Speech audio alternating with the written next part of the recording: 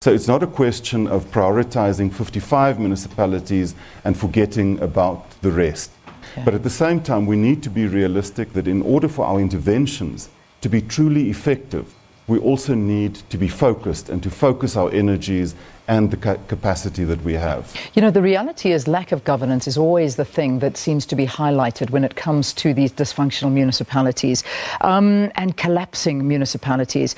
Is this going to be addressed? Because this is, I think, at the heart of all of it.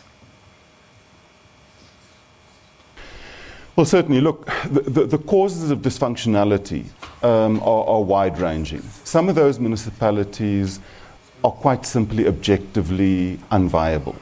They are in rural areas, they cover vast terrains, many of them are located in the former homeland areas, they have very little economic activity, very little tax base, revenue base, skills are in great shortage. There are other of those municipalities that, objectively speaking, should be well-functioning municipalities, but where, for a variety of reasons, there has been a breakdown in governance. That is something that we take very seriously. We intervene both at a political as well as a technical level. Yeah. These district support teams, in addition to the technical capabilities of civil engineers, electrical, water engineers, town and regional planners, would have financial and governance experts to help address exactly those challenges. Well, the Department of Higher Education and Training has declared the month of August Technical and Vocational Education and Training, or TVET Colleges Month, aiming to encourage young people to consider college programs. South Africa has 50 TVET colleges with close to 200 campuses as opposed to 26 universities. Now, we are pleased to welcome Higher Education and Training Deputy Minister Buti Manamela to unpack the importance of TVET colleges. Deputy Minister, thank you very much indeed for your time. Firstly, give us an indication, a sense of how important it is to educate people about TVET colleges.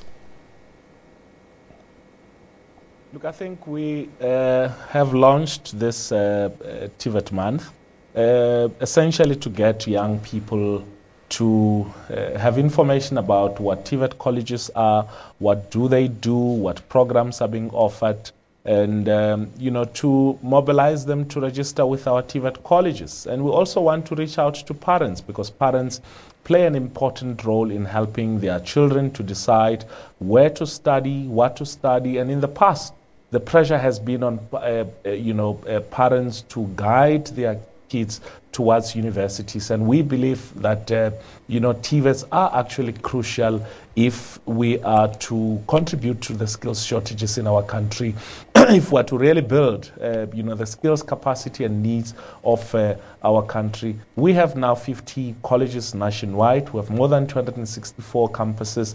We have more than 750,000 learners already who are studying to be plumbers, to be electricians, to be welders, to be carpenters, to be human resource managers, to be financial accountants, and a whole range of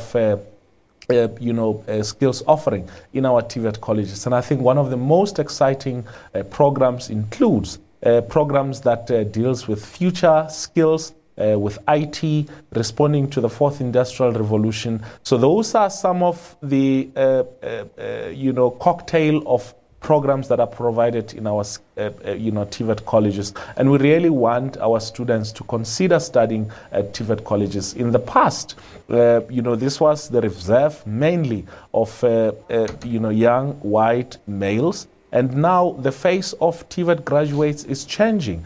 Industry is excited that many young black women in particular are joining the sector. So we really want to make this plea to students to not only see universities as the only option towards their furthering their careers, especially those who've just completed their grade 9. If you want to go into grade 10 and you believe that you are gifted in terms of practical work or skills, consider studying in your TVET college, and then you can later on, if you want to do a degree in whatever program, proceed to a university where your TVET qualifications will be accredited.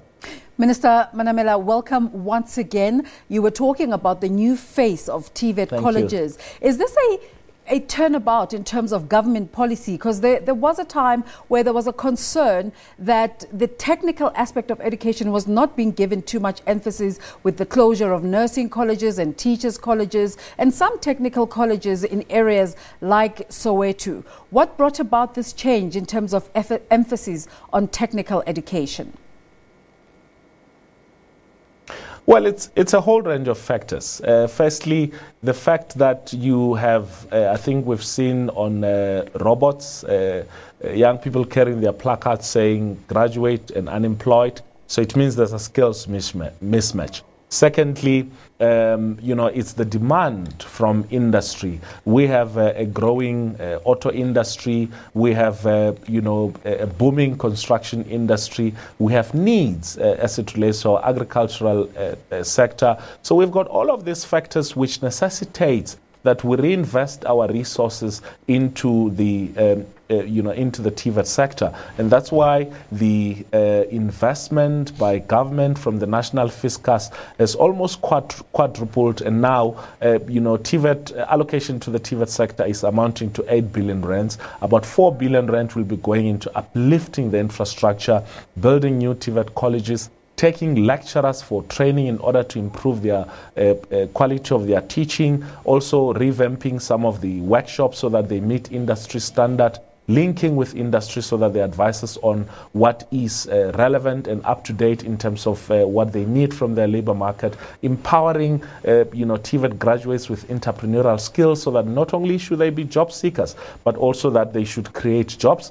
And also, and I think this is quite critical, ensuring that we take our lecturers from TVET colleges to different countries to get the different training. I will be sending off some lecturers to China, to Germany, in order to improve their capacity. And then there's the decade of the artisan, which was launched in 2013, where we are trying to meet the NDP target of 30,000 artisans per annum. We're already knocking on the door of that target, and we believe that by 2030 we will have the requisite number of the 30,000 artisans per annum. Many have now and do know the importance and significance of TVET. And I think, without necessarily putting myself into the picture, having studied in a TVET college, I believe that at the time when I went to a TVET college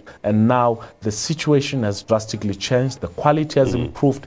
Kids in TVET colleges are excited about, the prospect of joining the labor market, starting their own jobs, becoming artisans. It's actually cool, as we say, to be a TVET graduate. Deputy Minister, we're inviting our viewers to give us a call, tell us about their experience with TVET colleges, if they're interested. Are they currently studying at a TVET colleges? What are their experiences? You can call 011-714-6841, 011-714-6841. And I do understand that we have Nhlanhla from Durban. A very good morning to you, Nhlanhla. What's your comment or question? Yes, sir. Thank you very much. Thank you very much for being on the line. I would like to ask the Minister of the Deputy Minister, if I'm not mistaken. You talking about the TVET colleges. Yes. And the vehicle to go to the TVET colleges, because we've got free education, is NSFAS. And then since NSFAS is so dysfunctional and it's not working at all, what are you doing in terms of making sure that NSFAS provide the service that is supposed to be done by NSFAS? Yes. Thank you very much indeed, Nhlanhla. Look, we accept... Yes, go ahead, Deputy Minister. We accept that there are challenges at the NSFAS. The Minister has instructed the NSFAS to get their house in order. We are expecting to be getting a report as soon as possible. We know that there are some students who haven't really gotten a response, in terms of their allowances, in terms of their bursaries.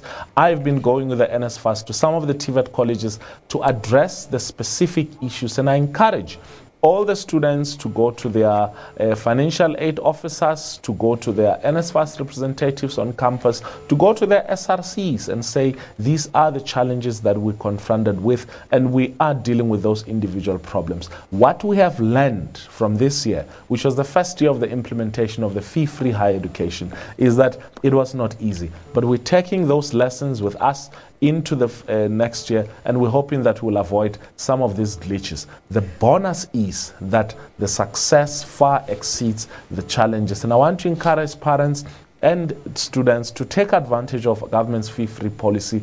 Go to your TVET colleges, apply for NSFAS, and register so that you are able to qualify for those allowances. We're joined now on the line by Moss from Orange Farm. Moss, what's on your mind this morning?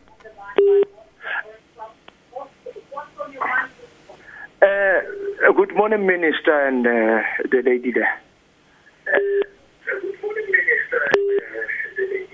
My take is, I think we are obsessed to get resources from outside. I think this thing of hatred against whites is giving us problems. We need to get all those whites who have built this infrastructure to contribute and build our country. They are there. Go and find them. That is my take. Thank you. Deputy Minister? Look, I mean, you know, last month we launched, together with the Gauteng Department of Infrastructure, what we call the Moses Kotane Skills Center. And part of what we will be doing, you know, in that launch is to get some of the artisans, old artisans who are working for the Gauteng Department of Infrastructure Development to train the new graduates, to induct them into the workplace, to give them the new skills and to prepare them, you know, into the future. So I fully agree with, you know, the caller there that we have to use the old hands in order to induct, you know, the new hands. But I think what's also important and exciting is that we've got hundreds of centers throughout the whole country who have, who are open and can train young people and prepare them for trade testing so that they qualify, to become artisans. And we really want to also encourage those who have the skills to go and volunteer in our TVET colleges and in our different skill centers, which are spread throughout the country, and to contribute those skills in a meaningful way. We believe that we need all the human resource if we are to train the number of young people that we need in order to build our economy. Deputy Minister, any plans to increase or construct more of these colleges? Oh yes, definitely. We've already opened 2 new TVET colleges, which is Tabazimbi and Nkandla. We also are looking at constructing an additional 9 new campuses, which will be linked to existing, campuses. But what we're also working on, is expanding mass participation by building an online learning center, or rather by improving our online learning. We think that through that we'll have more and more young people having access to TVET colleges at a reduced rate.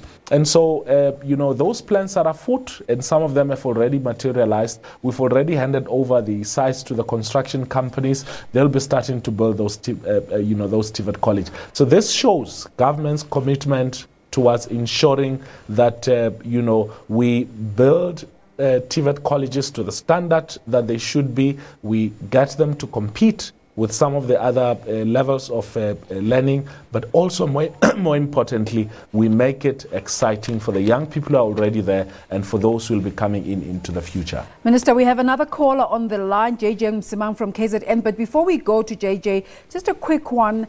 Traditionally, technical education also contributed to the state-owned enterprises in terms of your ESCOMs and your SAAs and their efficiency, and we have been having this conversation about the challenges that currently exist in that space.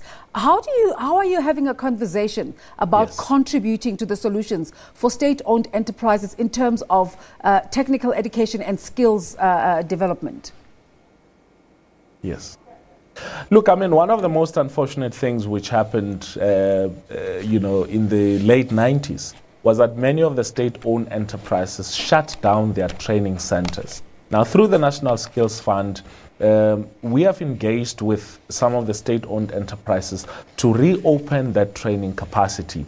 Companies such as Eskom, companies such as SAA, Telkom, and all of that are beginning to come back and reopen their training centers, and some of them are already, you know, operating those training centers. And we really want to encourage all state-owned enterprises to contribute towards our skills revolution. It cannot only be done, you know, solely by government if we are to train that capacity. You know, a lot of your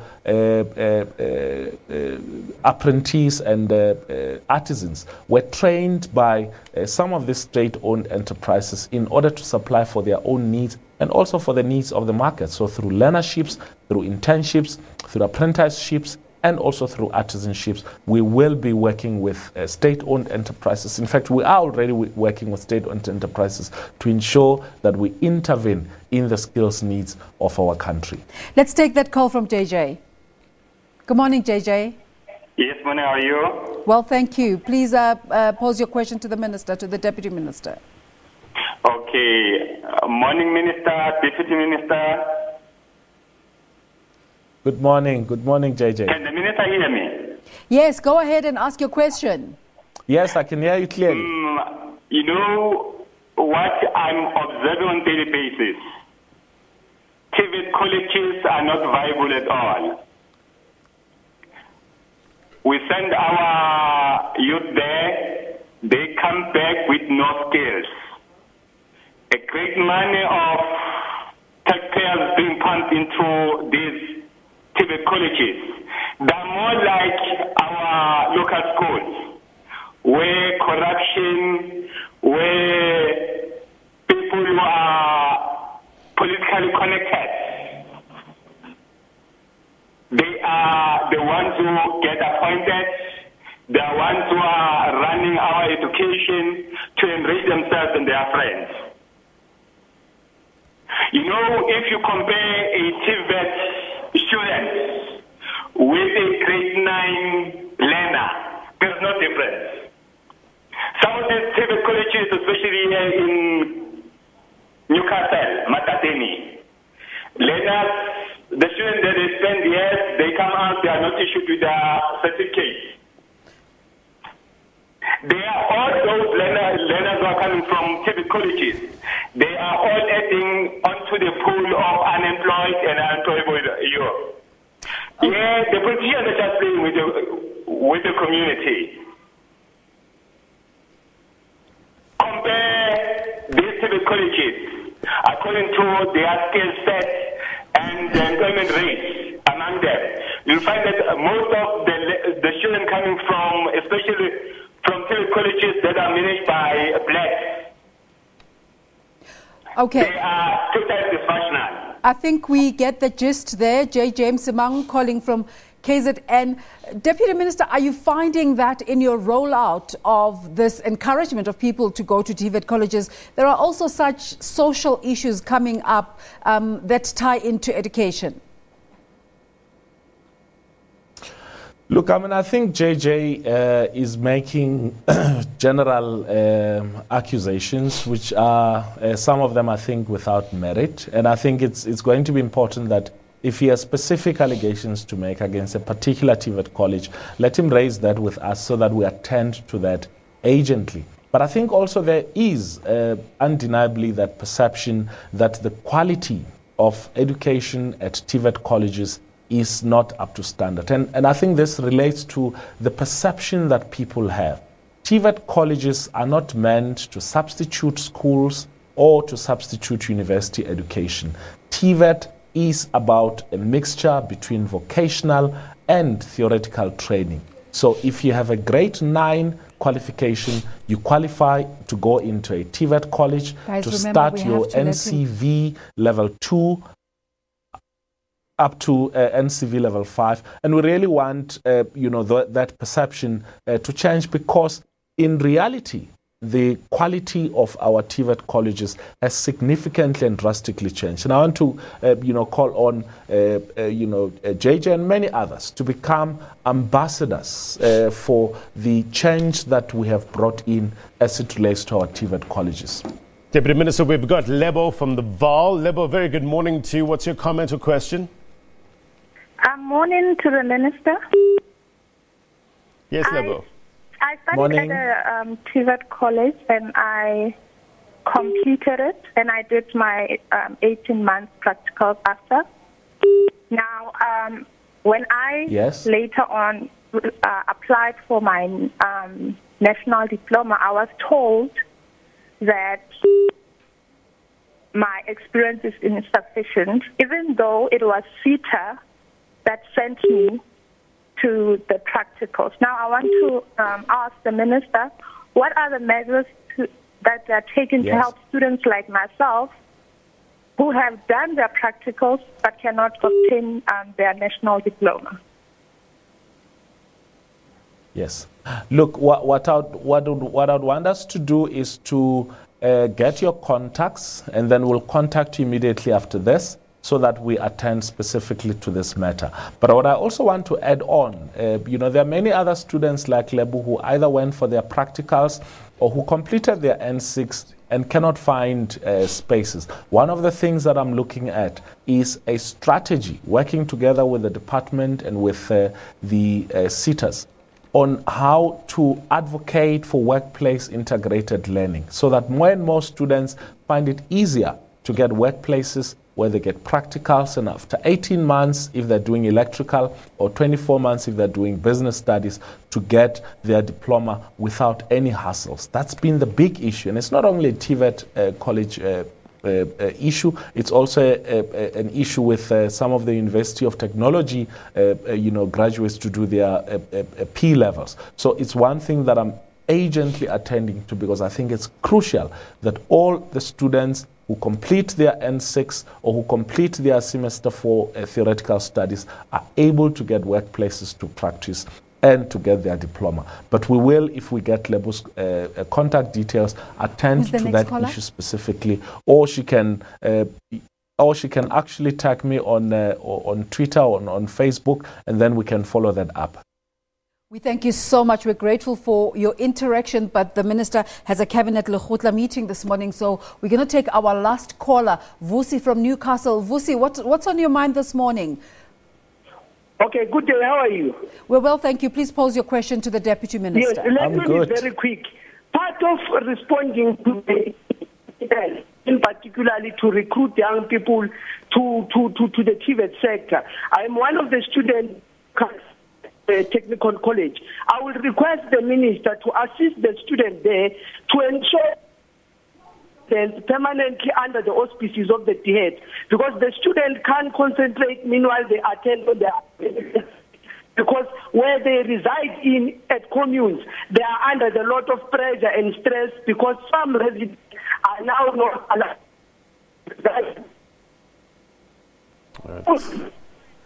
It seems we're having a problem with the Vusi's line there. Minister, did you get much of that?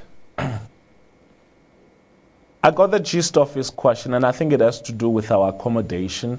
Ideally, we would want the majority of our students to study whilst they're staying at home, firstly, so that they attend on a daily basis to their nearest TVET colleges. Unfortunately, that's not the case. We have allocated close to 4 billion rands to TVET colleges, and part of those resources has got to go into investment in the accommodation infrastructure. We have asked the NSFAS through the minister to look into possibilities of contributing, and finding mechanisms on how do we alleviate the burden of accommodation on some of the students. And lastly, and I think which is very crucial, I've said earlier on that we're investing resources, time and energy into developing a strategy around online learning, because we believe that it's one of the solutions that will lead to, some of these challenges that we faced with, being sidestepped. So that's what we're working with. I agree with him that, studying in a TVET college, some students do not get the psychosocial support. Some of them, do not get the student support services that they deserve because of the capacity of some of the TVET colleges. But as I said, the situation has drastically changed from when I used to be a student. I went to my alma mater yesterday. We're launching our program on gender-based violence, and walking around the campus, I realized that the breeze and the mood and the energy of the students is different because things are changing for the better. We still have a long journey to go to, but we believe that we're turning the tide. And I believe that with the energy that some of the students are investing into making it fashionable and cool to study at TVET colleges, we will ultimately make a mark and put TVET colleges where they are supposed to be.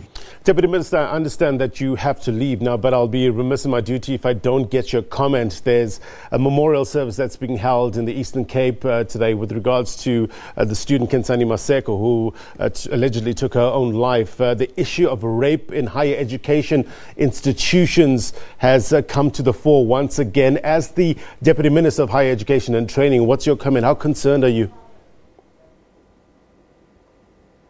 I think firstly I must indicate that the death of Kensani Maseko, but also the rape of a student in the Nelson Mandela University over the weekend actually makes me very, very angry. It makes me angry because these are things which our universities, the two universities, could have prevented. And that's why part of the things that we're doing not only because of these two incidents, but because we believe that the issue of gender-based violence has been a big issue in our universities and in our TVET colleges. We are accelerating the process of finalizing our gender-based violence policy in TVETs and universities. We will be insisting that all TVET colleges and universities adopt that framework as a guide. We will be insisting that they set up structures to support students in need, because we frankly believe that if there were support mechanisms in institutions, the incident the rape incident in the Nelson Mandela University and the Kensani Maseko incident would not have happened.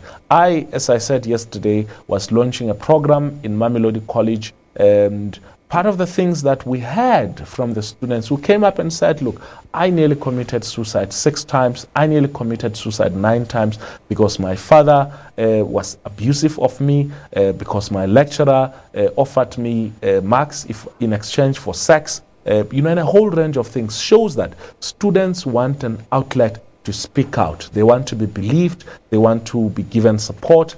They want also institutions, people in authority in those institutions, to show confidence that they will deal with these incidents if they report them. So part of our responsibility is to provide that framework and insist that institutions do follow up. I've seen some of the institutions which have already adapted to the draft policy framework, and we really laud and applaud them. But we will be encouraging more and more of these institutions, working together with the university vice-chancellor staff, working together with higher education aides, working together with SRCs and different students' organizations to make sure that we make gender-based violence in our institutions a thing of the past. We hound out criminals, rapists, and thugs who sometimes are seen as our lecturers, as university staff, and even as as fellow students.